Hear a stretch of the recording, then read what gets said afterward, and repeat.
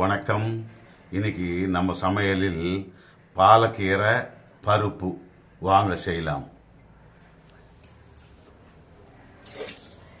இது பாலக்கீரை தெரியும் உங்களுக்கு, இந்த மாதிரி இருக்கும்.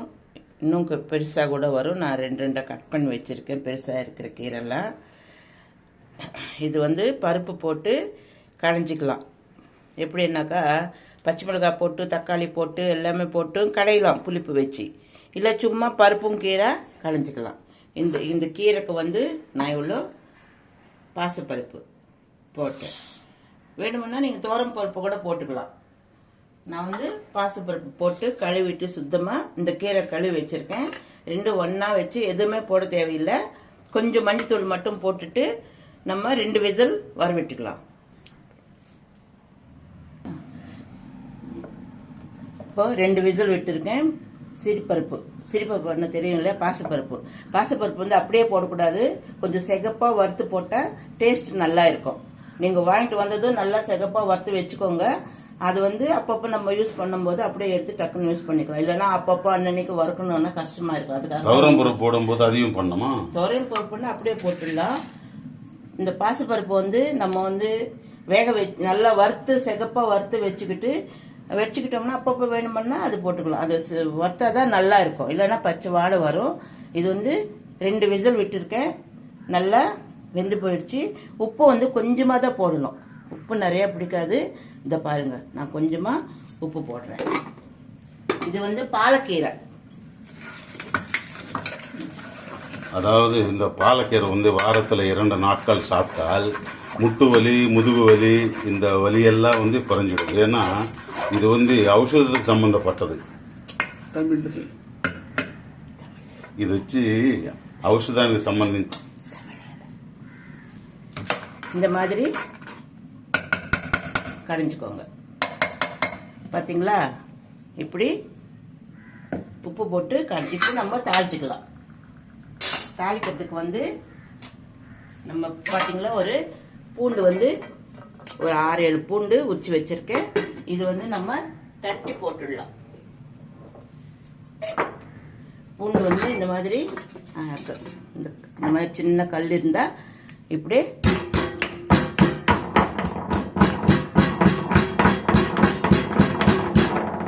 பாத்தீங்களா? இப்படி இப்படி தட்டி போட்டா, இந்த கல்லுல தட்டி போட்டாதான் டேஸ்ட். ஆமா, இதெல்லாம் மிக்சியில போட வேண்டியது இல்ல, கொஞ்சமா தானங்க. அது மிக்சி தேவையில்லை. அந்த கீரைக்கு அந்த பருப்புக்கும் நான் வச்சது சரியா கரெக்டா இருக்கும். ஒரு 3 காஞ்ச மிளகாய் இந்த மாதிரி 2 பண்ணி வச்சிருக்கேன். இதுக்கு நிறைய எண்ணெய்லாம் போட தேவையில்லை. உடம்பு சரியா இல்லாதவங்க, காரம் சாப்பிடக்கூடாது அப்படின்னு டாக்டர்னு சொல்லுவாங்கல்ல, அவங்களுக்கு இந்த மாதிரி செஞ்சு கொடுத்தா நல்லா இருக்கும். பச்சை மிளகாய் மட்டும் போடக்கூடாது. சிலருக்கு பச்சை மிளகாய் ஒத்துக்காது. அதனாலதான் உங்களுக்கு தேவை என்ன போட்டுக்கோங்க, அதை பற்றி ஒன்றும் இல்லை. இப்போ இதுக்கு நான் 2 ஸ்பூன் எண்ணெய் விட்டுருக்கேன். பார்த்துக்கோங்க, கொஞ்சமாக தான் எண்ணெய், நிறைய எண்ணெய்லாம் தேவைப்படாது. கொஞ்சம் கடுகு போடுறேன். இதில் பார்த்தீங்கன்னா உளுத்தம் பருப்பு ஒரு சின்ன ஸ்பூன் போதும். இப்போ காஞ்ச மிளகாய் போட்டுக்கலாம். காஞ்ச மிளகாய் போட்டு இது ஜீரகம் பார்த்தீங்களா, கொஞ்சம் ஜீரகம், உங்களுக்கு இப்படி பார்த்தா தெரியும். ஜீரகம் போதும். அதுக்கு மேல வேணாம், கடைசியில் பூண்டு போட்டு கூட நல்லா வறுக்கணும். அப்போதான் டேஸ்ட்டு அந்த ஸ்மெல்லு சூப்பராக இருக்கும். எல்லாம் ஒன்றா போட்டு நீங்கள் ஃப்ரை பண்ணிக்கலாம். இது தாளிக்கிறதுக்கு தானே, தாளிச்சிக்கலாம்.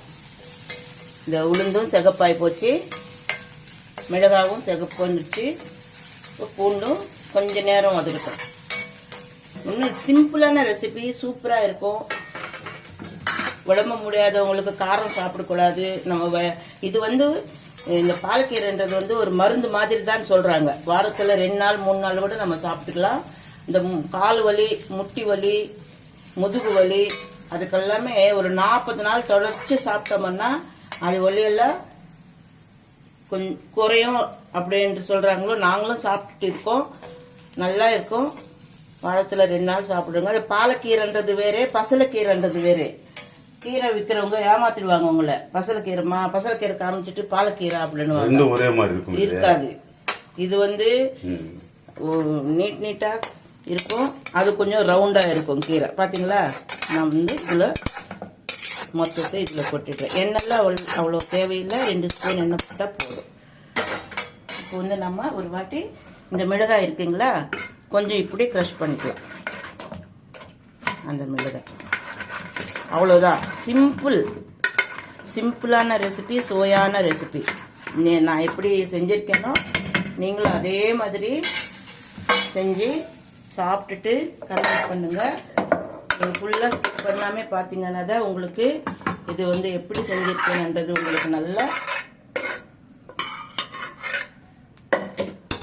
பார்த்தீங்களா. இதுதான் பாலக்கீரை பருப்பு கடையில். காரம் இல்லாமல், புளிப்பு இல்லாமல், தக்காளி வெங்காயம் இல்லாமல், சும்மா கீரை பருப்பு மட்டும்தான். தாளிக்கிறதுக்கு நான் என்னென்ன போட்டிருக்கேன்னா அதே மாதிரி போடுங்க. இது வச்சு நீங்கள் சாதத்தில் வச்சு சாப்பிட்டா நல்லா சுவையாகவும் இருக்கும், சூப்பராகவும் இருக்கும். ஷேர் பண்ணுங்கள், லைக் பண்ணுங்கள். இதே மாதிரி நீங்கள் செஞ்சு சாப்பிட்டுட்டு கமெண்ட் பண்ணுங்கள். ஃபுல்லாக ஸ்கிப் பண்ணாமல் பார்த்தீங்கன்னா தான் உங்களுக்கு நான் எப்படி செஞ்சுருக்கேன்றது நல்லா புரியும். ஆனால் இது வந்து நல்லது உடம்புக்கு. கண்டிப்பாக நீங்கள் பாலக்கீரை விற்கிறப்போ வாங்கிட்டு வந்து நீங்கள் செஞ்சு பார்த்துக்கோங்க. ஓகே.